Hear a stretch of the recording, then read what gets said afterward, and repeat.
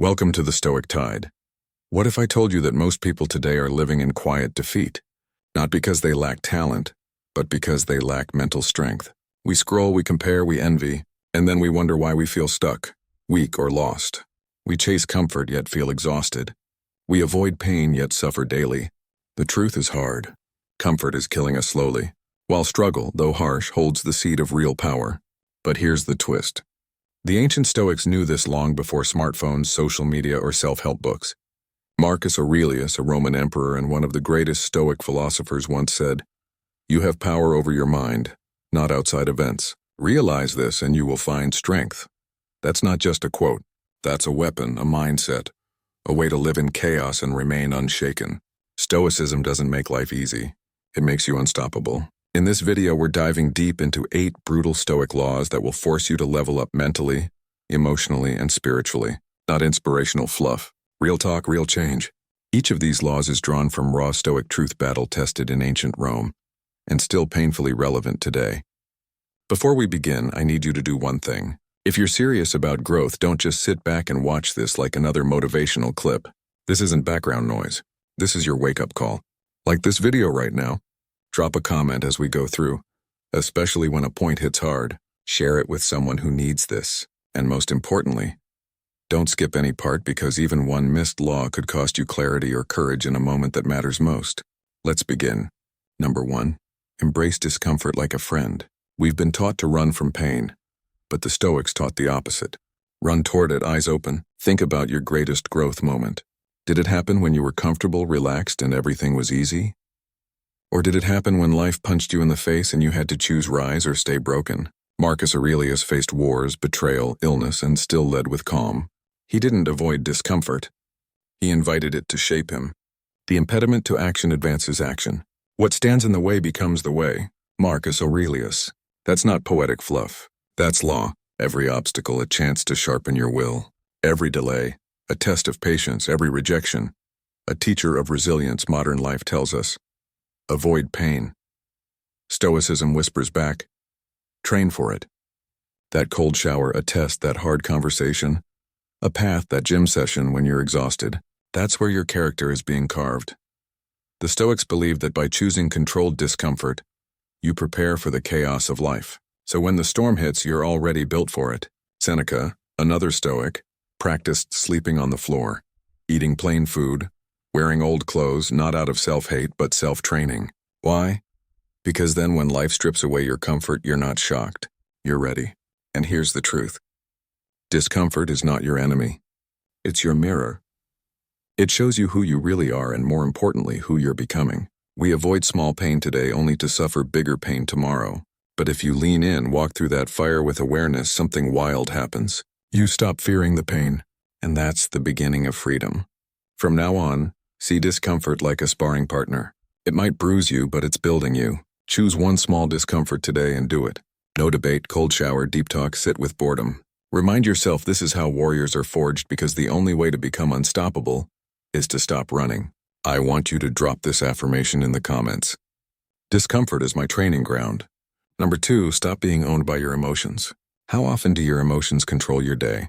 Someone says something rude and you snap. Plans change and your whole mood shifts. You feel lazy, so you skip the gym, the work, the discipline. It's not just you, it's all of us. But the brutal truth, if you are ruled by your emotions, you are a slave to them. And the Stoics believed that slavery to emotion is worse than chains on your wrists. Epictetus, a former slave turned Stoic teacher, said, "Any person capable of angering you becomes your master. They can anger you only when you permit yourself to be disturbed by them." Let that sink in. That person who cut you off in traffic, you just handed them your peace. That breakup, you handed it your identity. That one rude comment online, you gave it your joy. You see, Stoicism doesn't ask you to ignore emotions. It teaches you to observe them, understand them, and respond instead of react. The difference between a child and a Stoic. The child throws a tantrum. The Stoic sits in the storm and thinks. Marcus Aurelius, the most powerful man of his time, wrote in his private journal, which became Meditations, "If you are distressed by anything external, the pain is not due to the thing itself, but to your estimate of it, and this you have the power to revoke at any moment." That's the kind of control we rarely talk about, the power to not be shaken by what doesn't deserve our energy. And yes, it's brutal because it means you can't blame others anymore. You can't say, he made me mad or she ruined my day. You realize it's all you. The reaction that was your choice. But here's the empowering part. You can choose again. You don't have to be a slave to your feelings. You can feel anger without acting in anger.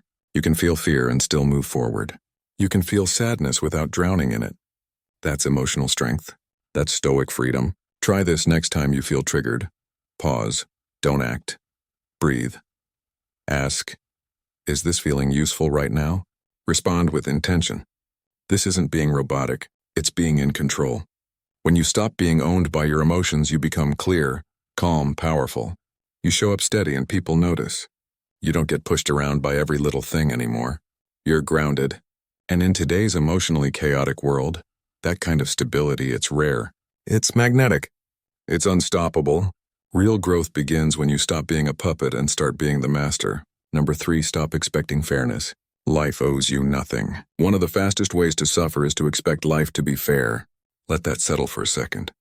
You work hard and someone lazier gets the promotion. You love deeply and they walk away. You do the right thing and still get punished.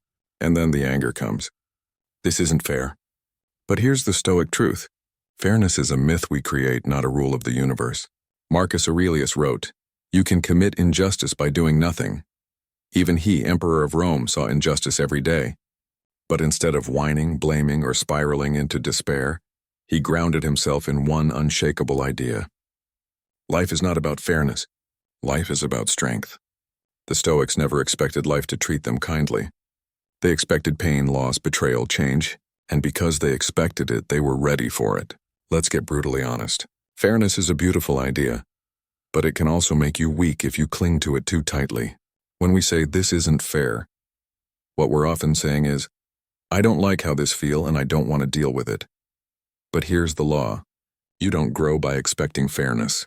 You grow by facing reality and moving forward anyway. Look around. Bad things happen to good people. Evil people sometimes win. Effort doesn't always equal reward. That's not negativity. That's life. Now here's what separates the average from the unstoppable. The average person waits for fairness. The Stoic, they build power within so strong that nothing external can break them. This doesn't mean you become cold or heartless. It means you stop waiting for the world to treat you right and start treating yourself right, regardless of how the world behaves. Seneca once said, "Sometimes even to live is an act of courage, especially when life seems unfair." Here's what you do. Instead of complaining, you use the pain as fuel. You build skills so strong they can't be ignored. You love deeply without expectation. You face betrayal and walk forward with dignity. The Stoic approach is radical responsibility. Not because it's always your fault, but because it's always your move. You don't get to control how life hits, but you always get to control how you respond. And that response, that grounded, calm, warrior-like response, that's what makes you unstoppable. Fairness is not promised, but freedom is earned. One powerful choice at a time. Number 4, focus on what you can control. Let go of the rest. The Stoics believed that your power lies in a very small specific place inside your control. Everything outside of that, let it go. Epictetus said it simply, make the best use of what is in your power and take the rest as it happens. Here's the trap most people fall into. They try to control other people. They try to predict the future.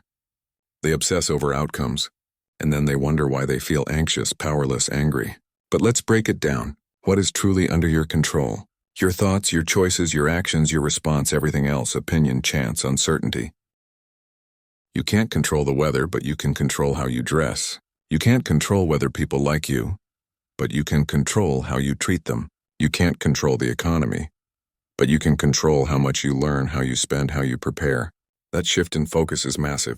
It gives you back your power instead of being pulled in 100 directions by things you can't affect. You stand strong, centered in your own actions. Imagine you're in a storm at sea. The Stoic doesn't scream at the wind. He grabs the wheel and navigates the ship. That's what makes you calm when others panic, focused when others complain, disciplined when others drift. It's not about pretending the outside world doesn't matter. It's about deciding what gets your attention. And 90% of what people worry about, completely outside their control. Here's a simple practice. Every time you feel stressed, ask yourself, is this within my control? If yes, act. If no, let go. Simple, yes, easy. Nah, powerful. Absolutely. Marcus Aurelius reminds us, you have power over your mind, not outside events. Realize this and you will find strength. And when you live this, people notice. You become unshakable, not because you control everything, but because you control yourself no matter what happens. Number 5, practice voluntary hardship to build unbreakable will. In a world addicted to comfort, discipline becomes a superpower. The Stoics didn't wait for life to challenge them. They challenged themselves first. Not to suffer, but to strengthen, not to punish, but to prepare. Seneca once wrote, "Set aside a certain number of days during which you shall be content with the scantiest and cheapest fare, with coarse and rough dress, saying to yourself the while, 'Is this the condition I feared?'" This was voluntary hardship, a chosen moment of discomfort in order to build a mind that wouldn't crack under pressure. Now think about this. Most people today avoid discomfort at all costs. They never skip a meal. They never sit in silence. They never go without convenience. But what happens when life does get hard? They break. They panic. They blame. The Stoic, they've already trained for the hard days. They've already practiced hunger, fatigue, rejection, boredom, struggle. That doesn't make them invincible. It makes them adaptable. You don't build willpower by watching motivational videos. You build it by doing the thing you don't want to do on purpose. Voluntary hardship could look like this. Fasting for 24 hours to remind yourself that you control your urges. Taking a cold shower when your mind screams no. Saying no to a luxury you can afford just to sharpen your self-restraint. Waking up early to train when your body craves the bed. These small choices, they stack, and over time you become dangerous. Not because you're cruel to yourself, but because you realize the truth. Comfort doesn't make you stronger. Challenge does. And when hardship comes, as it always does, you don't run. You smile because you've already walked the fire by choice. Marcus Aurelius ruled during plagues, wars, and betrayals. Yet he wrote with calm and clarity. Why? Because hardship wasn't a shock to him, it was expected. And when hardship is expected, it loses its power to paralyze you. So instead of asking, how can I make life easier? Asking, how can I become stronger? Practice being hungry. Practice being alone. Practice being cold, tired, rejected, bored, and remaining focused through all of it, because one day life will throw more at you than you think you can handle. And when it does, you'll rise. Number 6, detach from outcomes. Fall in love with the process. We've been taught to obsess over results. Get the job, win the deal, hit the goal, earn the money, be admired. But Stoicism flips the script. Detach from the outcome and master your process. Why? Because the result is never guaranteed. But your effort is always within your control. Epictetus said, "Freedom is the only worthy goal in life. It is won by disregarding things that lie beyond our control." When you cling to results, you set yourself up for suffering. You hit the gym for a week, don't see abs, you quit. You launch a project, it flops, you feel worthless. You love someone, they leave, you collapse. But what if instead you fell in love with the work itself? The showing up, the writing, the building, the thinking, the learning, the effort. That's the Stoic path. Because when you focus on the process, you always win, even if the result isn't what you imagined. And here's the kicker. Ironically, when you let go of needing the outcome, you start to achieve more because you're not desperate. You're not emotional. You're not driven by validation. You're grounded in action. Marcus Aurelius wrote, "Never let the future disturb you. You will meet it if you have to with the same weapons of reason which today arm you against the present." Meaning, stop obsessing over what might happen. Just work your process with courage right now. If you're a writer, write not to go viral, but to sharpen your mind. If you're an athlete, train not just to win, but to master your body. If you're building something, build not for applause, but for pride in the effort. The moment you tie your worth to outcomes, you become fragile. The moment you tie your worth to discipline, intention, and focus, you become unstoppable. Here's a Stoic mindset shift. Show up like the result is already done, and you're just enjoying the craft, whether you fail or succeed. Bonus, you've already won because you did the work. Number 7, embrace death. Live with urgency and purpose. Most people live like they're going to live forever. They waste time, delay dreams, stay stuck in bad habits and worse relationships. But the Stoics meditated on death not to be dark, but to wake up. Marcus Aurelius wrote, "You could leave life right now. Let that determine what you do, say, and think." That's not fear. That's freedom. It's the realization that life is short and we don't get to choose when it ends. So every moment wasted is a moment we never get back. Let that hit you. You don't get to wait for someday. You don't get to keep telling yourself, "I'll do it later." You don't get to assume that tomorrow is guaranteed. The Stoics practiced something called memento mori. Remember, you will die. They didn't say it to be grim. They said it to stay focused, present, and intentional. Because when you truly realize that your time is limited, you stop wasting it. You stop scrolling for hours. You stop arguing over meaningless things. You stop tolerating mediocrity. And you start creating, loving, moving. Now, not later. Seneca once said, "It is not that we have a short time to live, but that we waste a lot of it." You might not control how long you live, but you do control how deeply you live. And the most dangerous lie is this: there's plenty of time. Now there isn't. That risk you keep avoiding, that business you keep postponing, that person you keep meaning to forgive, that change you keep saying you'll make next year. This is your moment. This is your time. The Stoic doesn't ignore death. He stares it in the face and says, "You will not catch me sleeping on my life." This awareness doesn't make you anxious. It makes you alive. Because the person who truly remembers death speaks truthfully, loves openly, works with urgency, lets go of ego, stops fearing failure because the ultimate failure is a wasted life. Live like you're on borrowed time because you are. And when you do, you become magnetic, focused, powerful. You don't chase cheap validation. You move with purpose. People feel it. You feel it. Number 8, be a warrior for virtue, not approval. Let's be honest, most people live for likes, praise, attention, applause. But the Stoic doesn't move for the crowd. The Stoic moves for virtue. Marcus Aurelius said, "Just that you do the right thing, the rest doesn't matter." In other words, live with honor even if no one sees it. Speak the truth even if no one claps. Keep your word even if it costs you. Train hard even when nobody's watching. That's virtue. That's what builds a soul that can't be bought. And it's not about being perfect. It's about being principled. Now here's the hard part. Doing the right thing is often the hard thing. It's easier to lie. It's easier to impress than to be authentic. It's easier to chase approval than to stand alone. But every time you choose what's right over what's easy, you sharpen your edge. You become someone your future self can admire. You build an identity that no one can take from you. Seneca reminds us, "I will govern my life and thoughts as if the whole world were to see the one and read the other." That's power.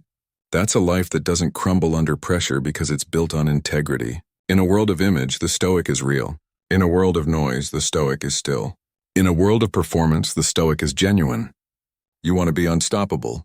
Don't live for praise. Live for your values. Live in a way that even if stripped of status, money, followers, you'd still stand tall. Because the moment you stop needing the crowd, you become the kind of person they follow anyway. Be the warrior for what's right, not what's popular. And even if you walk alone, walk like it's the only path that matters. If you've made it this far, it means something deep inside you is ready to evolve. To leave behind the distractions, the weakness, the emotional chaos, and step into something greater. Not perfection, but power. Not domination over others, but mastery over yourself. That's the Stoic path. It doesn't offer you comfort. It offers you clarity. It offers you direction. It offers you a life of meaning even when the world around you is crumbling. Marcus Aurelius, Seneca, Epictetus. They didn't write for a world that was easy. They wrote to survive storms, battles, betrayals, and death with dignity. They taught us that true strength isn't in muscles or money. It's in the man who keeps his word. The woman who faces fear without flinching. The soul who does the right thing, especially when it's the hard thing.